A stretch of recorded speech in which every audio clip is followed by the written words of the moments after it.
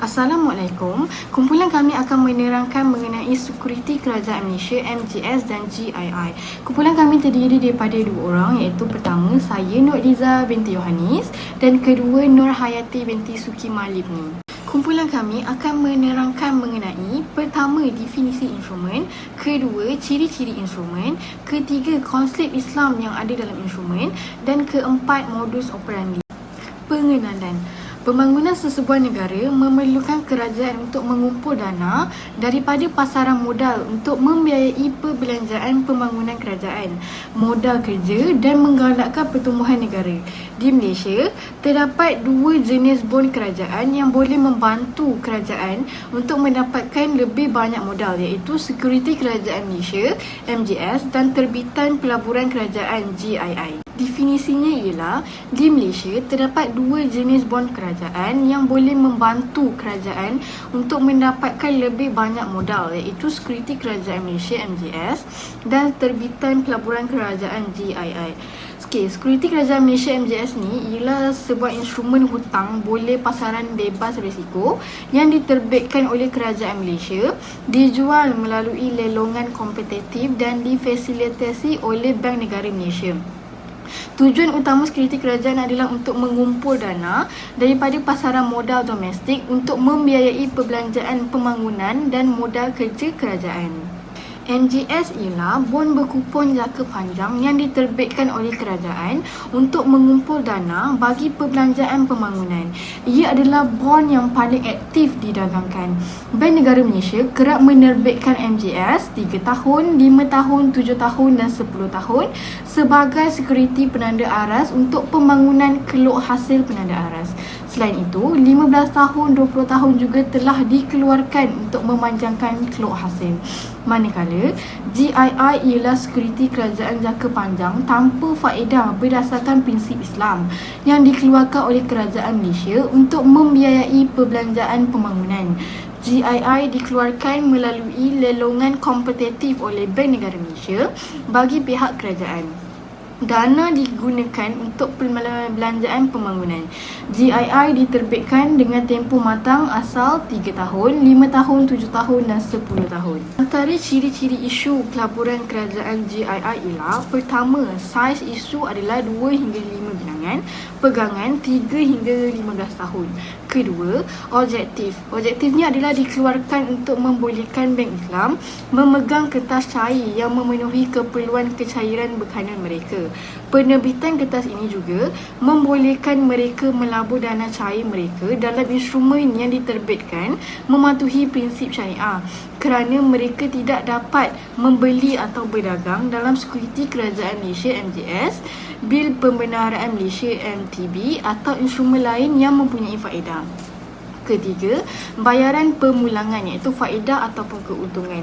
Bayaran keuntungan adalah separuh tahunan, di mana kadar untung ditentukan berdasarkan pasaran, berdasarkan purata wajaran hasil berjaya terbitan.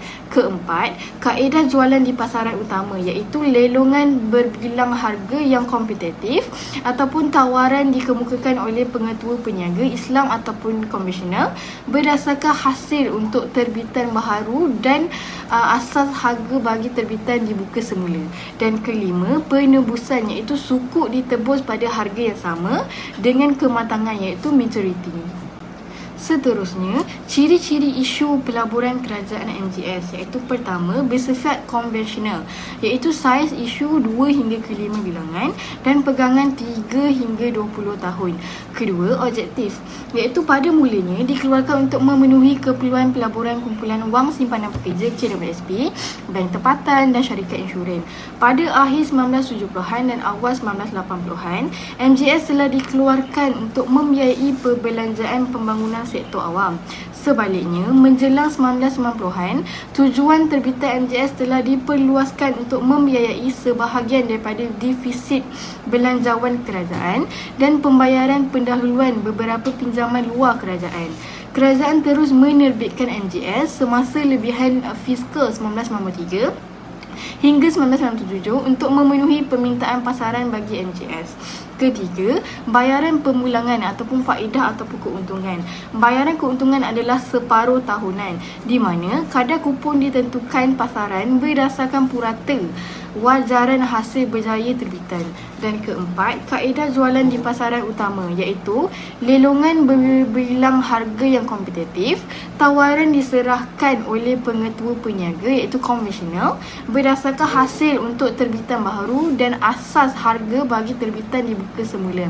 Dan terakhir kelima, penebusan di mana bond ditebus pada nilai tara kematangan iaitu maturity.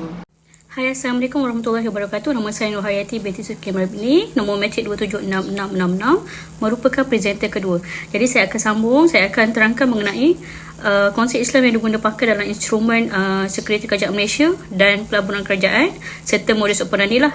Okey, yang pertama, instrumen sekuriti kerajaan Malaysia dan terbitan pelaburan kerajaan ini ada menggunakan konsep Islam, antaranya yang pertama adalah wakalah, agensi ataupun wakil, di mana Bank Negara Malaysia bertindak sebagai wakil kerajaan Malaysia dalam penerbitan, pengurusan dan pentadbiran instrumen tersebutlah. Dan Bank Negara Malaysia juga bertanggungjawab untuk melaksanakan urusan yang berkaitan dengan instrumen berdasarkan mandat yang telah diberikan oleh kerajaan sebagai wakil, iaitu sebagai wakalah. Serta BNM juga mempunyai tanggungjawab dan amanah untuk memastikan bahawa urusan yang berkaitan dengan instrumen ini dilaksanakan dengan teliti dan integriti lah, itu adalah wakil. Yang kedua adalah justice, iaitu adil. Konsep adil ni memainkan peranan penting dalam memastikan bahawa syarat-syarat penerbitan dan pengurusan instrumen ni adalah adil dan menimbulkan tidak menimbulkan ketidakadilan kepada mana-mana pihak lah. Di mana termasuklah menetapkan kadar keuntungan yang munasabah dan sesuai dengan pasaran semasa serta memastikan bahawa semua ketentuan syarat-syarat penerbitan dipatuhi secara teliti dan tidak menindas mana-mana pihak. Yang ketiga adalah dana sosial, iaitu social fund, di mana pendapatan yang diperoleh oleh sekuriti kerajaan ini digunakan untuk tujuan pembangunan sosial dan ekonomi yang memberi manfaat kepada masyarakat secara menyeluruh lah. Di mana pendapatan kerajaan peroleh tersebut juga digunakan untuk pelbagai tujuan, pembangunan infrastruktur, pendidikan, kesihatan, peningkatan taraf hidup masyarakat dan juga bantuan kewangan pada golongan yang memerlukan. Jadi nampak dekat sini dana sosial yang diperoleh melalui instrumen sekuriti kerajaan ini digunakan untuk projek pembangunan sosial. Sebab itu dia ada konsep Islam dia guna pakai, itu konsep Islam dana sosial lah. Okey, seterusnya adalah murabahah, di mana sebagai sebahagian daripada inisiatif Bank Negara Malaysia ni untuk menyokong pembangunan kewangan Islam di Malaysia, diwujudkan murabahah komuniti ni diperkenalkan untuk memudahkan pengurusan kecairan dan tujuan pelaburan. Okey, murabahah ni direka bentuk untuk menjadi transaksi berasaskan komoditi pertama yang menggunakan kontrak yang berasaskan minyak sawit mentah sebagai aset lah. Yang kelima adalah konsep untung, iaitu market price. Dalam Islam dia tak pakai faedah, dia panggil untung. Di mana market price ni broker A, contoh pihak A membeli satu komoditi, contoh kelapa sawit tadilah kan, menjual kepada broker B, di mana harga asal sawit tersebut telah ditambah dengan keuntungan. Jadi itu yang perlu dibayar broker B. Jadi kat situ dia tak ada riba lah. Dan yang terakhir adalah interfere, iaitu bebas daripada riba. Kenapa bebas daripada riba? Sebab pelaburan instrumen ni wujudnya aset ataupun komoditi, iaitu bukanlah perniagaan wang kepada wang. Jadi pinjaman tersebut wujudnya komoditi, wujudnya aset. Jadi ia terhindar daripada riba. Andai kata kalau tak wujud aset, barulah dia dikatakan riba. Seterusnya saya akan menerangkan mengenai modus operandi. Modus operandi yang guna pakai adalah murabahah, iaitu kos plus untung.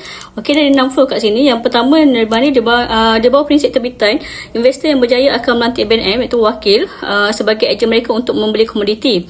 Komoditi tu biasanya kelapa sawit mentah lah. Yang kedua adalah BNM ni sebagai ejen komoditi akan membeli komoditi tersebut. Kemudian setelah selesai pembelian ni, BNM bagi pihak investor yang berjaya akan jual bersemula komoditi tu kepada kerajaan pada harga market, itu kos plus untung, yang mana kerajaan ini perlu bayar pada tarikh pembayaran tertunda, iaitu deferred payment.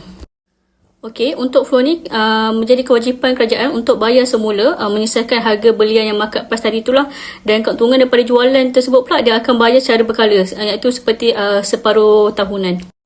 Flow yang keempat tu, pada tarikh pembayaran tertunda tu, kerajaan akan bayar jumlah prinsipal dan keuntungan keuntungan akhir lah yang perlu dibayar kepada pemegang JII tersebut untuk tebus semula JII. Okey, flow kelima tu kerajaan akan melantik pula BNM ni sebagai ejen untuk jual semula komoditi tu pada kos lah. Dan terakhir, BNM sebagai ejen komoditi akan jual semula komoditi tersebut pula dan menyerahkan wang tunai tu kepada kerajaan. Jadi dekat situ kerajaan akan dapat dana tu lah, dan dana tu akan gunakan pakai untuk infrastruktur pembangunan negara. Okay, sebagai kesimpulannya, MJS JII Sekuritas Kerajaan ini memainkan peranan penting dalam pembangunan ekonomi dengan menyediakan sumber pembiayaan yang stabil dan boleh dipercayai untuk kerajaan Malaysia lah. Jadi oleh hal demikian, instrumen ini penting dalam pembangunan ekonomi Malaysia dan perlu diteruskan lagi dengan strategi yang lebih sesuai untuk memastikan kestabilan dan keberkesanannya dalam jangka masa panjang lah, di mana target adalah untuk menambah baik lagi infrastruktur kerajaan Malaysia. Itu sahaja pada kami. Sekian, terima kasih.